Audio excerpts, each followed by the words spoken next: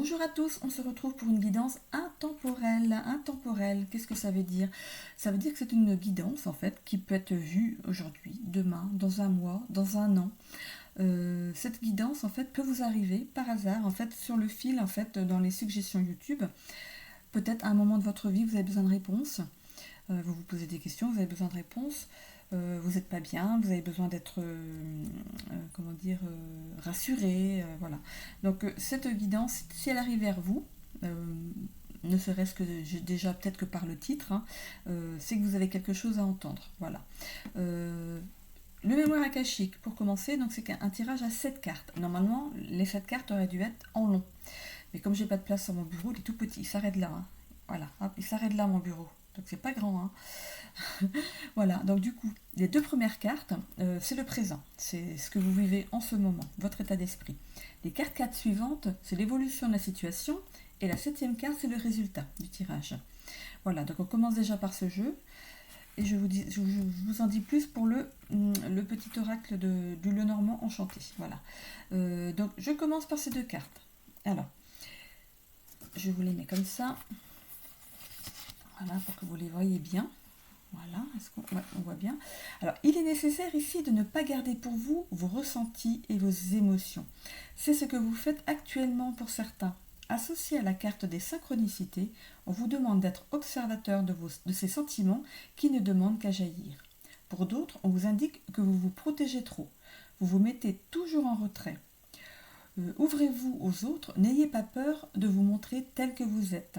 Associé à la carte des synchronicités qui symbolise ici tout ce qui est message du monde subtil, comme les mails, les appels, les propositions, les heures miroirs par exemple, ou aussi des chiffres que vous avez peut-être des chiffres qui reviennent régulièrement dans votre vie, qui ont une importance pour vous, voilà en l'occurrence. Donc soyez attentifs à tout ça et soyez opportunistes. Pour le sentimental, avec ces deux cartes, rapprochez-vous de l'autre, osez parler, dire ce qui ne va pas, soyez dans le partage, observez l'autre et apaisez-le quand ou là, quand il le faut, et soyez attentifs à tout message venant de cet autre, qui ne demande qu'à vous faciliter la vie, vous la rendre plus belle. Pour les célibataires, vous vous ouvrez à l'amour avec une belle rencontre orchestrée par l'univers. Voilà pour ces deux premières cartes. Ensuite, nous avons les cartes suivantes.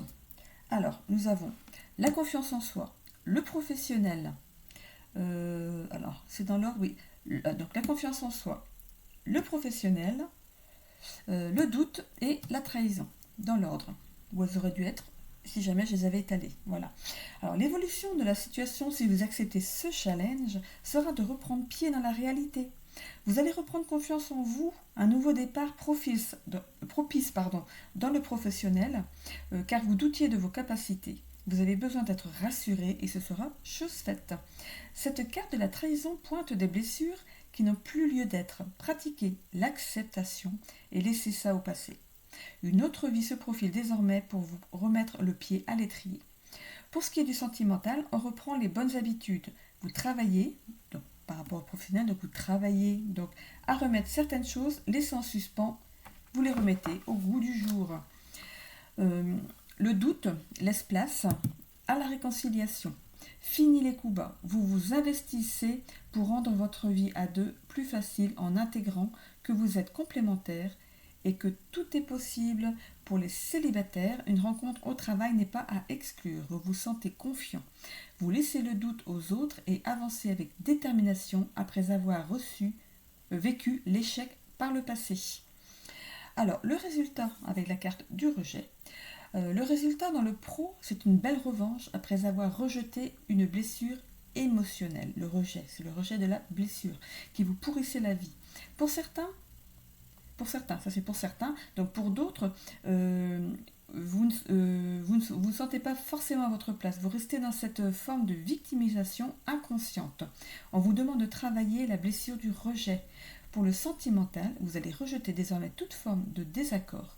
Vous allez vous expliquer, rendre les choses plus agréables et faire une route plus douce, non semée d'embûches, et votre moitié vous en remerciera. Pour les célibataires, ne restez pas prostrés dans cet état d'être. Il faut remettre le pied à l'étrier et avancer vers un futur amoureux, sans fausse note. Voilà. Donc je vais vous tirer 3 cartes ici. Alors, je replace ceci comme ça. Voilà. Alors, 3 cartes pour ici, hein, parce qu'on voit au niveau du résultat, ici, il y a des choses à travailler. Hop. Donc du coup, je vais vous tirer 3 cartes. La première, c'est le passé qui est nécessaire de nettoyer. Ok. La deuxième va correspondre à l'énergie de la situation présente, ce qu'il faut conscientiser, et là où l'on est aujourd'hui. Et la troisième indique la potentialité qui ne demande qu'à se manifester si on en tire les leçons du passé. Donc, première carte, donc nous avons le passé. Donc, vous les mettez comme ça. Deuxième carte, qui correspond à l'énergie de la situation.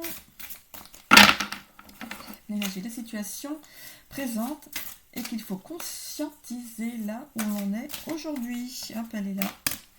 Et on sort la dernière carte qui correspond donc au passé.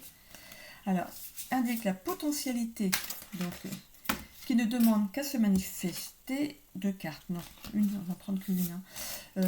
Si on tire les leçons du passé. Donc une troisième carte pour ce tirage intemporel. Qu'est-ce qu'il faut conscientiser? Alors, les potentialités qui ne demandent qu'à se manifester si on en tire les leçons du passé. La première, en fait, vous aurez sans doute un... Hop là, elle est là. Ma chaise, elle est tombée, mon Dieu. Alors, nous allons donc... je l'ai mise à l'endroit. De toute façon, vous allez les voir. Hop, voilà. Donc, la première, c'est l'élément feu. Donc, c'est ce que vous avez à travailler. Regardez donc. Je vais tomber quand même. Hein. C'est une chaise à roulettes, alors forcément... Alors, donc la numéro 15, l'élément. Donc, je vais vous rappeler ce que c'est que ce tirage. Hein, alors, donc je vais vous donner la signification de cette première carte. Hein. Voilà, le message permet de mieux comprendre ce qui vous est adressé et ce qu'il reste à travailler pour avancer. Donc c'est sur celle-ci en fait qu'il va falloir noter le texte. Voilà, l'affirmation en fait à dire pendant 21 jours. Vous allez noter le texte qui est lié à cette carte et une fois par jour pendant 21 jours, vous allez le répéter de vive voix. Voilà, pas dans votre... Moi je le dis de vive voix, hein, mais bon, je pense que ça a plus d'action. Pourquoi 21 jours? Parce que la mémoire cellulaire met 21 jours pour se guérir. Il est important que votre conscience et votre corps enregistrent les bonnes informations pendant ce temps. Rien ne sert de vouloir prendre de front tous vos problèmes en même temps. Voilà pourquoi il est conseillé de ne tirer qu'une seule carte par mois pour le travail. Donc, alors, la carte numéro 15. Alors, élément feu. Alors, déjà, qu'est-ce qu'elle signifie cette carte? Connexion à l'élément feu. Le message de cette carte, le feu est symbole de purification, de nettoyage, mais aussi de force et de caractère. Les dragons sont les êtres principaux de l'élément feu. Cette carte vous montre donc un besoin de vous nettoyer et de retrouver votre force afin de vous réaliser. Vous pouvez travailler en visualisation et invoquer l'énergie du dragon pour vous accompagner. Donc l'affirmation en pleine conscience. C'est pour ça que moi je pense que c'est mieux de le dire de vive voix, en parlant fort. Enfin, pas intérieurement, voilà, vous parlez normalement. Alors, vous allez noter ça sur un papier. Je me reconnecte à l'élément feu afin de me purifier, de nettoyer mes énergies anciennes et ainsi pouvoir mettre en place mon nouveau chemin de vie dans des énergies plus fortes. Je le répète, je me reconnecte à l'élément feu afin de me purifier, de nettoyer mes énergies anciennes et ainsi pouvoir mettre en place mon nouveau chemin de vie dans des énergies plus fortes. Donc ça, c'est ce que vous avez à travailler. C'est le passé qui est à travailler. La deuxième carte correspond à l'énergie de la situation présente, ce qu'il faut conscientiser, et c'est là où vous en êtes aujourd'hui. Alors, c'est la carte numéro 8. Alors, la carte de la créativité. Alors, la signification de cette carte, c'est passer du temps à créer afin d'échapper à vos formes pensées, liées au mental qui vous parasite. Voilà. Donc, le message de vos guides, c'est qu'il vous invite à prendre le temps d'exercer une activité artistique, du chant, de la danse, du théâtre, de la sculpture, de la peinture, du dessin, du yoga, voilà, tout ce que vous voulez, voilà, qui vous permettent en fait de prendre du temps pour vous. Ainsi, vous pourrez sortir de votre zone de pensée, évacuer vos problèmes du moment et reconnecter avec votre être intérieur pour y ramener le calme et la sérénité. Voilà. Et ensuite, la troisième carte, en fait, c'est la potentialité qui ne demande qu'à se manifester si on tire les leçons du passé. Alors, c'est la carte 33. La carte 33. Alors, que signifie-t-elle? Revivre sa naissance pour mieux comprendre sa vie et les choix du moment de l'incarnation. Le message de vos guides est: ils attirent votre attention sur votre naissance. Renseignez-vous sur la façon dont vous êtes né, car cela a une réelle importance sur vos problématiques actuelles. Cordon autour du cou, césarienne, réanimation, accouchement provoqué, autant de raisons qui vous permettront de mieux vous incarner et ainsi de vivre votre façon de vivre votre vie de façon sereine et éclairée. Donc voilà, de savoir comment on est né, c'est important en fait, parce qu'en revivant sa naissance, on conscientise les informations nécessaires à son incarnation afin de se réaliser pleinement dans cette vie. Voilà. Voilà pour ce qui est de la voie des guides. Je continue avec le petit Lenormand enchanté. Alors, nous avons la carte de la souris, enfin des souris. Parce qu'on met la souris, mais il y en a plusieurs. Voilà. Alors, la carte des souris représente un mal-être intérieur. On stresse, on s'inquiète, on se ronge, ça occupe votre mental. Cela indique aussi que des personnes tentent de profiter de vous, de votre confiance.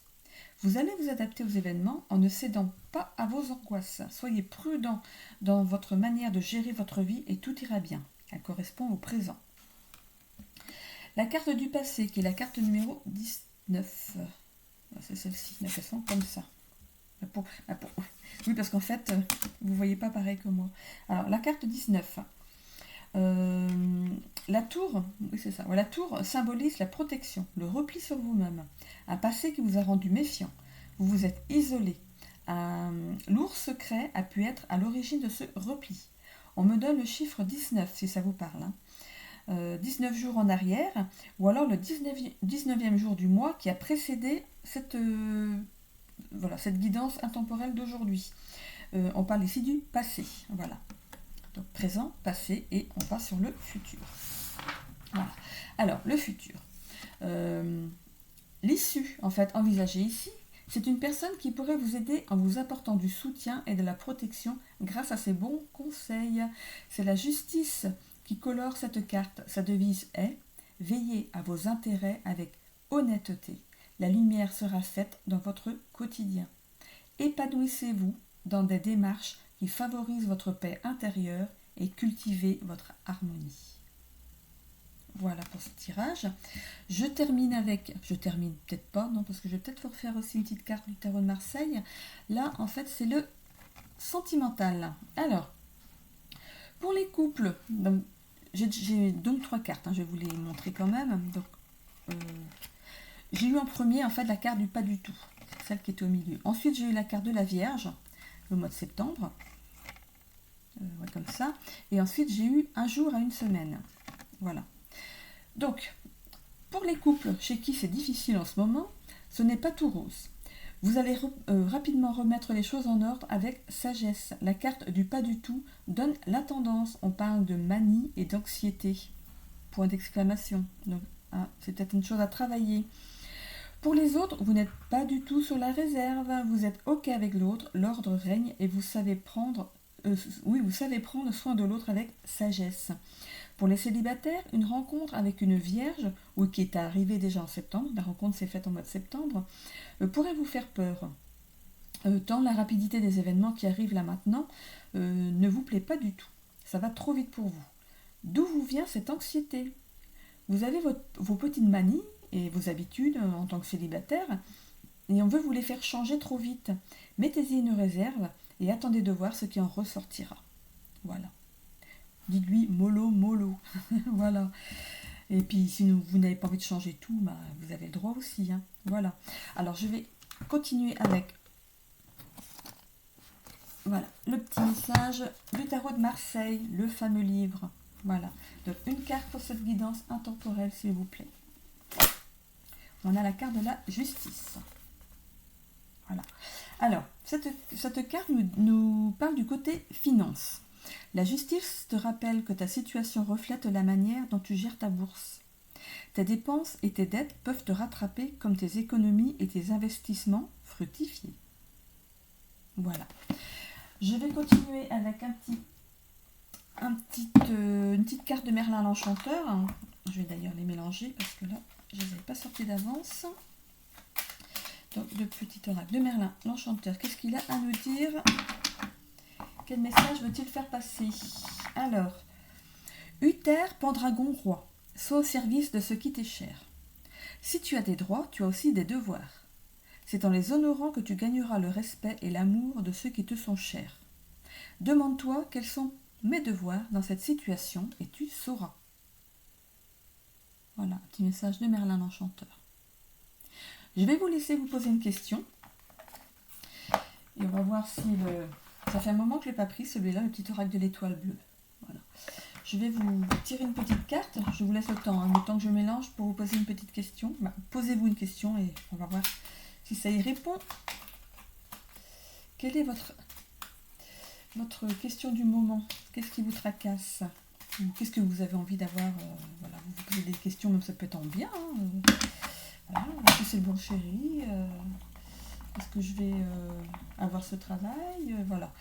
Respiration. Prendre 3 minutes de respiration chaque matin est idéal pour commencer une belle journée. Lors de l'inspiration, tu augmentes ta vitalité. Lors de l'expiration, tu diminues le stress et l'anxiété. Donc si c'était la question de savoir si votre stress va passer, ben voilà, respirez. Et je termine cette guidance avec les messages vibratoires. Pareil, à recopier, vous vous souvenez? On recopie le message. Voilà, et on l'imprègne. Donc en plus des 21 jours à travailler, pour ceux qui sentent qu'ils ont besoin de travailler cette partie de l'élément feu qu'on avait tout à l'heure, parce que si ça ne vous parle pas, vous ne le travaillez pas, bien sûr. Voilà, donc recopiez cette petite carte qui va être la tendance de votre tirage. Alors, on y va. La carte 222. Voilà, je vous la lis. Je vibre la sérénité. Je suis alignée à la sérénité. La sérénité règne dans tous les domaines de ma vie. Les 3 mots-clés sont vibration, sérénité, alignement. Vibration, sérénité, alignement. Et je trouve que dans ce tirage où il y avait beaucoup de stress, des choses qui vous rongeaient, cette carte, elle y va, je vibre la sérénité. C'est ce que vous devez retrouver, la sérénité. Donc, recopiez bien cette carte et imprégnez-vous de ce texte. Voilà. L'idéal, c'est de le mettre sur votre table de nuit et puis dès que vous en sentez l'envie, vous le lisez, vous le relisez. L'envie ou le besoin, c'est surtout le besoin. Si vous avez besoin de le relire, vous le relisez. Voilà. J'en ai terminé avec cette guidance intemporelle. C'est ma première guidance intemporelle. J'espère qu'elle vous a plu. J'ai sorti tous mes jeux. Voilà, ils y sont tous passés. Voilà, donc je vous souhaite à tous une belle journée ou une belle soirée, une belle après-midi, une bonne nuit, suivant le moment où vous allez regarder cette vidéo. Je vous fais plein de bisous à tous. À bientôt.